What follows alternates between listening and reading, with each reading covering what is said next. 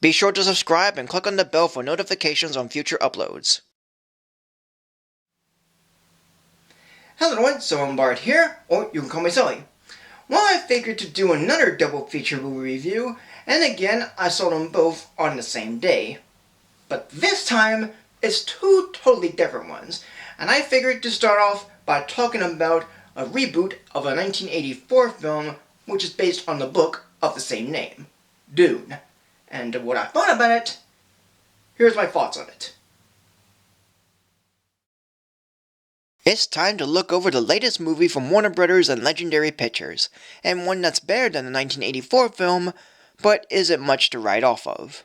From the director of Blade Runner 2049 and Arrival, it's Dune, based on the book by Frank Herbert. The story, set in the year 10,191, is of a young man named Paul Atreides, who lives on the planet Caladan, which is home to the House Atreides. Yet Paul is having dreams of a girl on the desert planet Arrakis, as well as other dreams that he believes to be omens to come true. But Paul's father, Duke Leto Atreides, is assigned by the Emperor to help govern the planet Arrakis and protect its people, as the House Harkonnen have been invading Arrakis and taking their spice harvest, as well as killing off the natives of the planet known as Vermin, who learn to live in the desert among the sandworms that roam the place.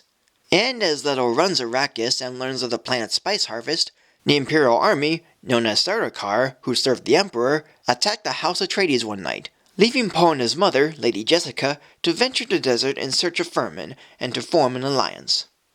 Director Denis Villeneuve has made a film that has the look of an epic film, but doesn't have the feel of an epic film, with characters that didn't quite grab me despite an all-star cast, a story that is big yet gives little or too much to offer, and effects that are grand in scale, but are the closest thing to being good over everything else.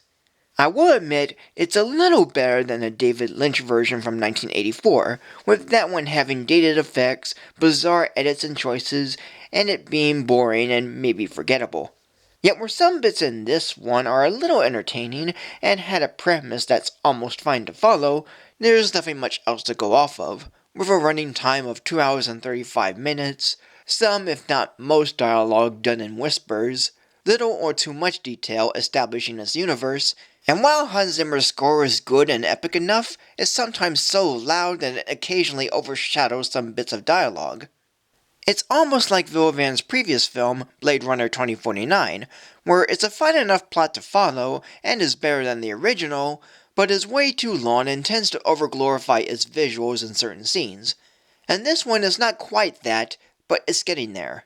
And while this movie is confirmed to be part 1, and with having seen it twice just to fully understand it, I'm not so sure if all that is presented here, and all that I said, is enough to check out parts 2 and 3, aside from seeing it to completion.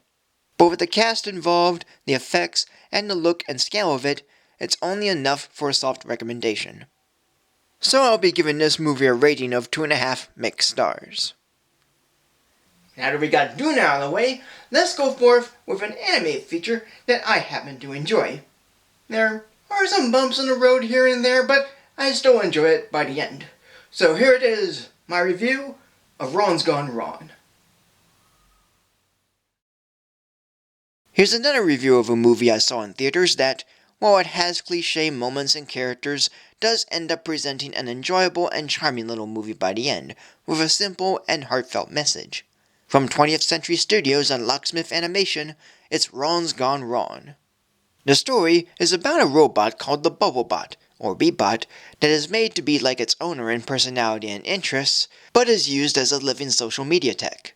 And while every kid has a Beebot, one boy, named Barney, doesn't have one, as well as no friends. Yet Barney's father does give him a Beebot as a belated birthday present. However, the Beebot Barney got is broken, as it glitches a lot, has malfunctions, has limited updates, and has trouble understanding who Barney is. So Barney tries to have the Beebot fixed, only to be friended as Barney tries to teach the Beebot, now named Ron, how to be and make friends like a real Beebot. Directors Sarah Smith and Jean Philip Vine, and co-director Octavio E. Rodriguez, have made quite a charming little film with a nice and simple message, all with pretty good characters, a fun and unique story, and neat animation. At first, it does have the typical tropes associated with most family films, and they're presented all too well and right off the bat, with all the cliche characters and whatnot. But despite how the characters are done, and it has moments that are awkward in their delivery, and sometimes frustrating in what I expect to happen, the film completely won me over with how unexpected it all went, and how every scene finished, and how almost every cliche character didn't go all out.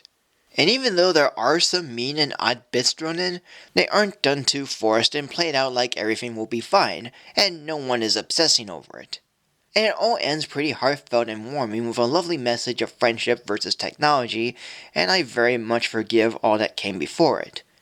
Overall, it's a slow burn to start, but it gets better as it moves on, working up to a very well done ending, and by the end, the whole film becomes sweet and engaging. So today I'll give this movie a rating of 3 stars.